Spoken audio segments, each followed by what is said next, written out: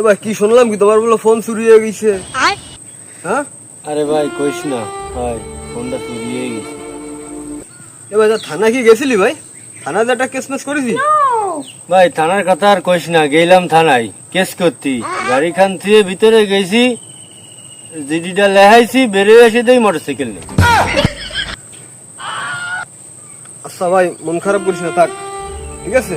মসজিদে যা, মসজিদে আল্লাহ বিল্লাহ কর, যা সমাধান আল্লাহ পাক করে দেবে, সমস্যা নেই।